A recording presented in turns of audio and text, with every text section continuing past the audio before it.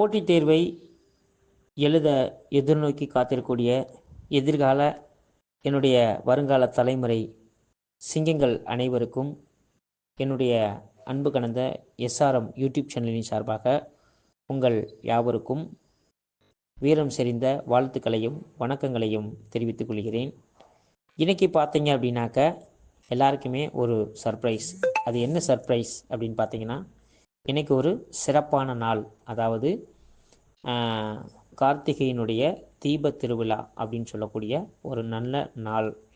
இந்த நாளில் பார்த்தீங்க அப்படின்னா, நம்ம வாழ்க்கையில் எப்படி ஒரு வாழ்க்கையில் வெளிச்சத்தை பார்க்குறோமோ அதை போல் இன்றைக்கி ஒவ்வொரு வீட்லேயுமே ஒரு தீபத்தை ஏற்றி இன்றைக்கி எப்படி வெளிச்சமாக பிரகாசிக்கிறதோ அதை போல் நம்ம உள்ளத்தில் என்றைக்காவது அரசு வேலை கிடைச்சி நம்ம வாழ்க்கை ஒரு பிரகாசமாக மாறாதா அப்படின்னு நினச்சிக்கிட்டு இருக்க உங்கள் வாழ்க்கையில் இன்றைக்கி டிஎன்பிசி திடீர் அப்படின்ட்டு ஒரு சர்ப்ரைஸை கொடுத்துருக்காங்க. அது என்ன சர்ப்ரைஸ் பார்த்தீங்கன்னா, குரூப் 4 மற்றும் குரூப் 2 சிலபஸுக்கு என்ன செஞ்சுருக்காங்க, மாற்றம் கொண்டு வந்திருக்காங்க.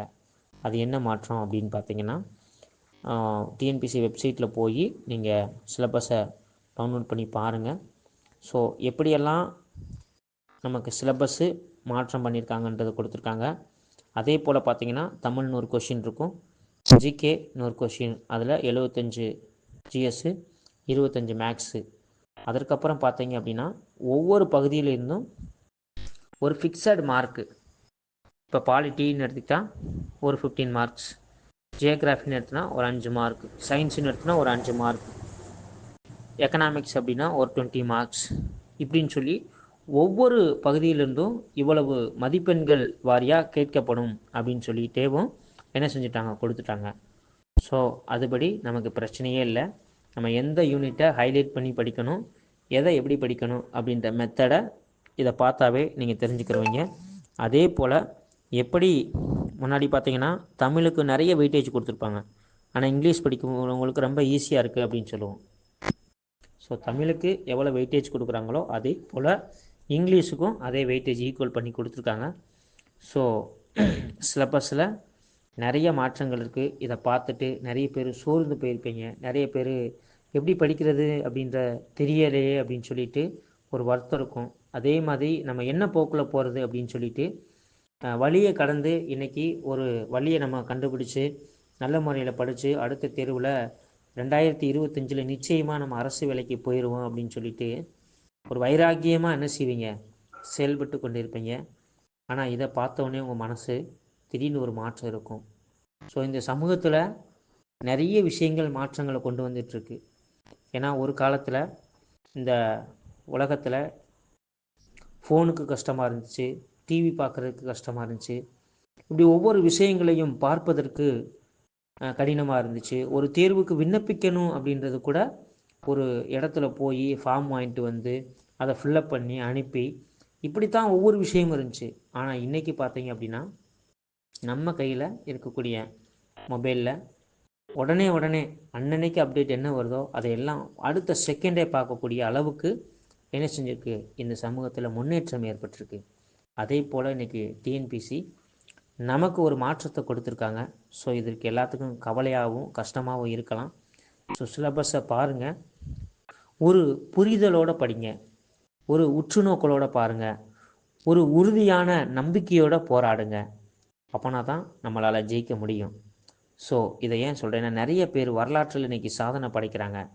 சின்ன வயசில் படித்து பெரிய அதிகாரியாக வராங்க, சின்ன வயசில் விளையாடி பெரிய வரலாற்று சாதனையாளர்களாக மாறுறாங்க. அதற்கெல்லாம் காரணம் அவங்க அந்த செயல் மீது செய்கிற ஆர்வமும் விருப்பமும். அதே மாதிரி தான் நம்ம வாழ்க்கையில் இன்றைக்கி அரசு வேலைக்காக போராடுறோம். ஸோ நம்ம வாழ்க்கையில் என்ன வேண்டும், படிப்பில் ஆர்வம் வேண்டும், கல்வியில் விருப்பம் வேண்டும், நம்ம செய்யக்கூடிய செயலில் தெளிவாக இருக்கணும். ஸோ இதெல்லாம் இருந்துச்சு அப்படின்னா நிச்சயமாக உங்களால் ஜெயிக்க முடியும் ஃப்ரெண்ட்ஸ். அதற்கு நீங்கள் என்ன செய்யணும், நீங்கள் தான் காரணம். உங்கள் வாழ்க்கையில் வெற்றி பெறணும் அப்படின்னா நீங்கள் தான் காரணம். அதாவது எதையும் தாங்கும் இதயம் வேண்டும் அப்படின்னு சொல்லி அண்ணா சொல்லியிருப்பார்.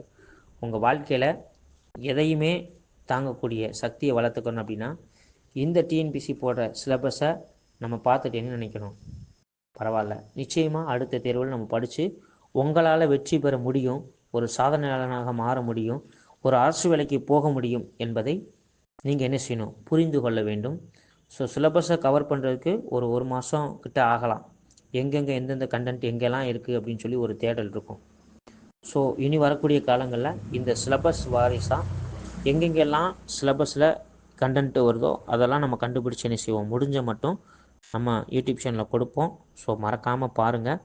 ஸோ சிலபஸில் என்னென்ன சேஞ்ச் பண்ணியிருக்காங்கன்னு சொல்லி நீங்கள் பார்த்துக்குங்க. மார்க் ஃபிக்ஸடாக பக்காவாக கொடுத்துட்டாங்க. ஸோ இதை வச்சு நீங்கள் நல்லா படிங்க நண்பர்களே. ஸோ எதற்கும் கலங்க வேண்டாம். அதாவது நிறைய சுமைகள், நிறைய வருத்தங்கள், நிறைய காரியம் போராட்டம் நம்ம வாழ்க்கையில் இருக்கும். ஸோ பிரச்சனைகள் இருக்கும். இதெல்லாம் நீங்கள் கடந்து வரணும் அப்படின்னா, உங்கள் வாழ்க்கையில் மாற்றம் வரணும் அப்படின்னா, நீங்கள் படிக்கிற படிப்பு மாத்திரம்தான். ஏன் அதை நான் சொல்கிறேன்னா, ஒரு மனிதன் சொசைட்டியில் வாழும்போது நிறையா சொத்து வச்சுருந்தா சரி, நிறையா பணம் வச்சுருந்தா சரி, எல்லாமே வச்சுருந்தாலும் சரி, அவன் வாழ்க்கையில் கல்வி இல்லை அப்படின்னா அவனுக்கு அதை செயல்படுத்த தெரியாது. அது மாதிரி தான் நண்பர்களே நம்ம வாழ்க்கையில்.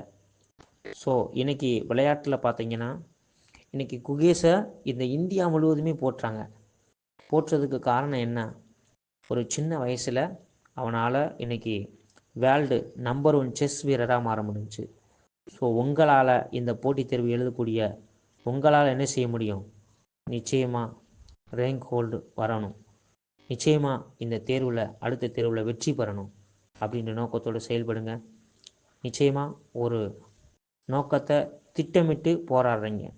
அந்த போராட்டமெல்லாம் இலக்கை நோக்கி மாத்திரம் இருக்கணும். இலக்கை நோக்கி செயல்படும்போது இறுதியான வெற்றியும் நம்பிக்கையும் உங்கள் வாழ்க்கையில் இருந்துச்சு அப்படின்னா நீங்கள் போராடுற போராட்டம் வெல்ல முடியும் என்பதை எங்களுடைய எஸ்ஆர்எம் யூடியூப் சேனலின் சார்பாக உங்கள் யாவருக்கும் வாழ்த்துக்களையும் வீரன் செறிந்த வணக்கத்தையும் தெரிவித்துக்கொண்டு, தொடர்ந்து நம்முடைய யூடியூப் சேனலை பாருங்கள். பிடிச்சிருந்த லைக் பண்ணுங்கள், ஷேர் பண்ணுங்கள், பக்கத்தில் இருக்க பெல் ஐக்கானை கிளிக் பண்ணுங்கள் நண்பர்களே. வாழ்க வளமுடன் நண்பர்களே. ஒரு சின்ன வாசகத்தோட நான் இந்த குரல் பதிவை நிறைவு செய்யலாம் என்று நினைக்கின்றேன். அதாவது, விழுமீன் எழுமீன் அயராத உழைமீன் அப்படின்னு சொல்லுவாங்க.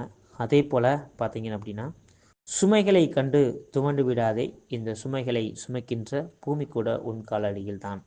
பாருங்கள், விவேகானந்தர் அழகாக சொல்லியிருக்கிறாரு. ஸோ ஒரு இடத்துல நம்ம விழுந்து எழுந்தால் தான் நம்மளால் என்ன செய்ய முடியும், ஓட முடியும். அதே மாதிரி நம்ம வாழ்க்கையில் இன்றைக்கி பூமி எத்தனையோ சுமைகளை சுமக்குது. ஆனால் இந்த சுமையிலையும் நம்ம வாழ்க்கையில் எவ்வளவோ சுமைகள் வருது. அந்த சுமைகளை நம்ம என்னைக்கு சுமக்கிறதுக்கு தயாராக இருக்கிறோமோ அன்னைக்கு தான் நம்ம வாழ்க்கையில் வெற்றி பெற முடியும் என்பதை உங்கள் யாவருக்கும் எங்களுடைய எஸ்ஆர்எம் யூடியூப் சேனலின் சார்பாக மீண்டும் தேர்வில் வெற்றி பெற்று அரசு வேலை கிடைப்பதற்கு என்னுடைய அன்பு கலந்த வாழ்த்துக்களை தெரிவித்துக் கொள்கிறேன். நன்றி நண்பர்களே.